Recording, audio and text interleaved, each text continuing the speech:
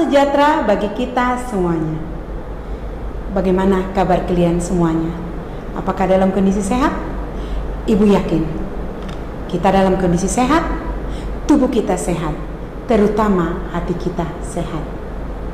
Anak didik kami sekalian, marilah kita berdoa agar pandemi COVID-19 ini secepatnya berlalu, sehingga kita bisa kembali belajar di sekolah yang kita cintai ini. Dan Ibu mengharapkan kepada kita semuanya agar semuanya aktif dalam proses pembelajaran daring kita. Dan apabila kamu pergi kemana-mana, mari tetaplah mengikuti protokol kesehatan yang sudah ditetapkan oleh pemerintah. Anak didik kami sekalian, pembelajaran kita pada awal pembelajaran ini yaitu tentang teks prosedur. Apakah pernah kamu dengarkan teks prosedur? Saya yakin kamu sudah pernah mendengarkannya. Bahkan sewaktu kamu SMP sudah pernah mempelajari teks prosedur. Tetapi pada kelas 11 ini kita kembali mempelajari teks prosedur. Yang menjadi tujuan pembelajaran kita pada ajaran baru ini adalah memahami pengertian teks prosedur. Yang kedua, memahami fungsi teks prosedur. Yang ketiga, memahami struktur isi teks prosedur. Dan yang keempat, mengidentifikasi struktur isi teks prosedur.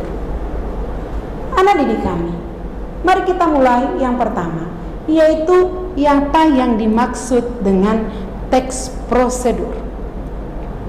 Mari kita perhatikan, teks prosedur itu teks yang berisi cara serta menjelaskan langkah demi langkah yang tepat secara berurut, lengkap dan jelas, sehingga menghasilkan suatu tujuan yang diinginkan. Ini yang perlu kita pahami secara mendetail.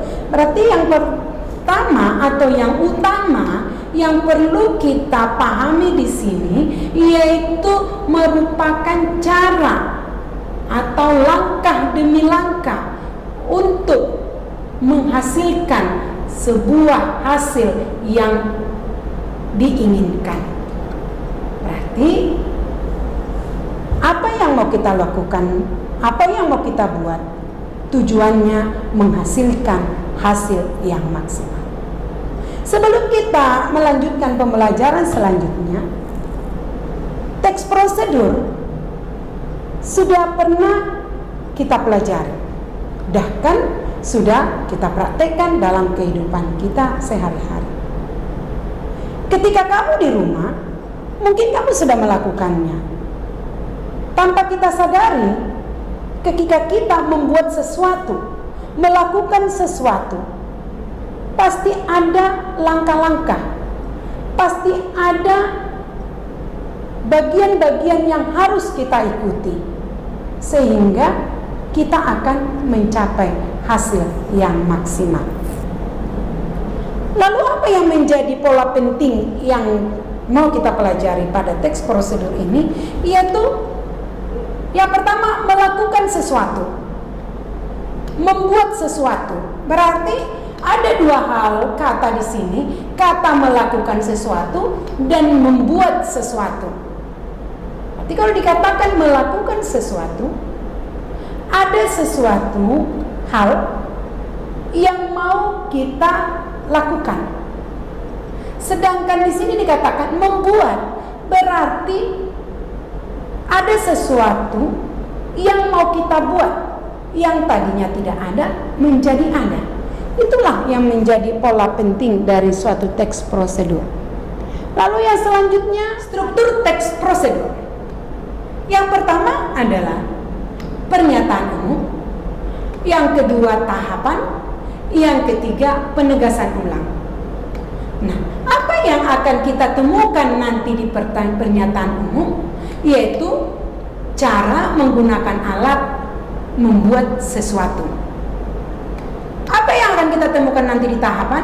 Yaitu cara melakukan suatu aktivitas. Apa akan kita temukan nanti di penegasan ulang? Adalah cara melakoni kebiasaan hidup. Atau dapat kita lihat lagi, apa yang menjadi pernyataan umum itu berupa pengantar. Nah, ini yang perlu kita tekankan. Di dalam pernyataan umum itu adalah pengantar. Pengantar tentang apa? Tentang topik yang akan kita jelaskan. Jadi, di dalam pengantar ini bisa jadi nanti berupa pendefinisian. Lalu, apalagi yang kedua yaitu tahapan-tahapan. Di dalam tahapan itu berupa petunjuk-petunjuk.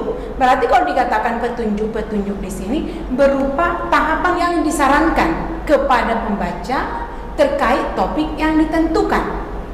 Lalu penegasan ulangnya berupa harapan atau manfaat apabila petunjuk-petunjuk itu dijalankan dengan baik. Harapan maksudnya yang akan dicapai.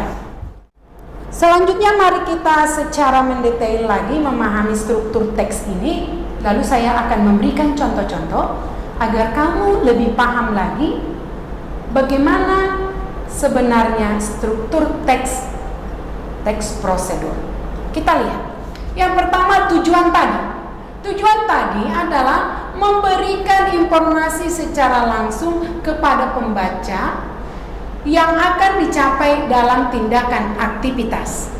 Saya berikan contoh, kita perhatikan. Komputer merupakan salah satu perangkat elektronik yang sering digunakan untuk memudahkan pekerjaan manusia.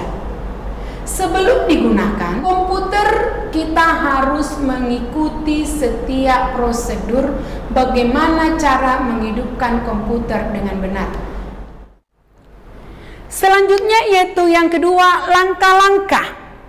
Berarti kalau dikatakan langkah-langkah, ini yang menjadi tahap-tahap yang akan kita lakukan di dalam membuat sesuatu hal.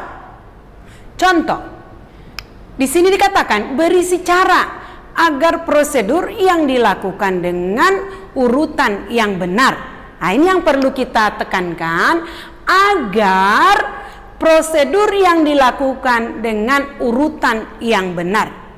Dengan urutan yang benar, dengan tahap-tahap yang benar, maka kita akan mencapai hasil yang maksimal.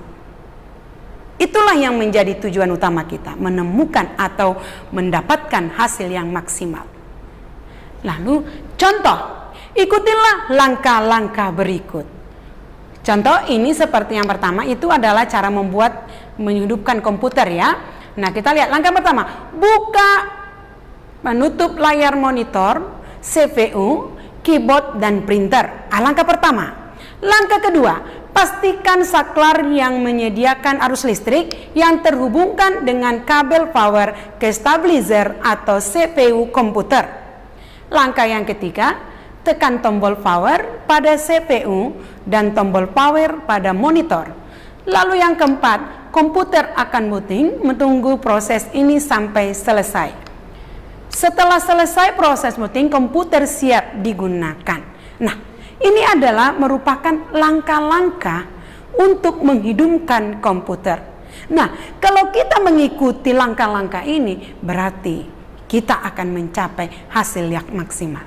Jadi anak didik kami sekalian, sama dengan apabila kita membeli sebuah misalnya ada barang elektronik yang lain. Contoh yang kita beli sekarang ini yang dominan, mesin cuci. Ketika kamu membeli mesin cuci, pasti ada di sana tertera langkah-langkah pemasangan mesin cuci. Nah, apabila satu langkah pun kamu terlewatkan, maka kamu tidak akan menemukan hasil maksimal.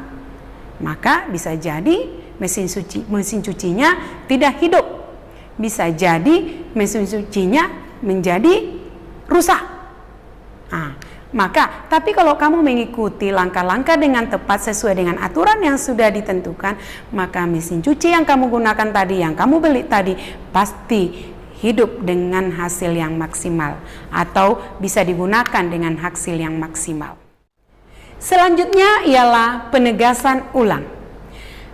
Penegasan ulang itu berupa kesimpulan struktur yang bersifat opsional. Nah, sekarang ini apa itu maksudnya opsional? Opsional itu bisa ada, bisa tidak ada. Jadi, dalam sebuah teks prosedur, yaitu penegasan ulang bisa ada, bisa tidak, tergantung teks prosedurnya. Nah, apa yang biasa dalam penegasan ulang itu, yaitu tentang, kita ambil contohnya, nah, dengan mengikuti langkah-langkah di atas, maka kita sudah dapat menghidupkan komputer dengan tepat. Nah, biasanya di sini adalah memberikan penegasan ulang agar kita mengikuti langkah-langkah yang sudah disediakan, sehingga kita bisa mendapatkan hasil yang maksimal. Baik anak didik kami sekalian, itulah yang menjadi pembelajaran kita dalam pertemuan yang pertama ini, yaitu pengertian teks prosedur. Kita sudah paham apa itu pengertian teks prosedur. Yang paling utama yang mau kita lihat adalah struktur teks prosedur. Kami harap kalian bisa memahami pembelajaran ini, lalu pemberian tugas nanti saya akan lanjutkan di Google Classroom. Melalui Google Classroom nanti saya akan sampaikan tugas-tugas kita selanjutnya. Sekian dan terima kasih. Salam SFI.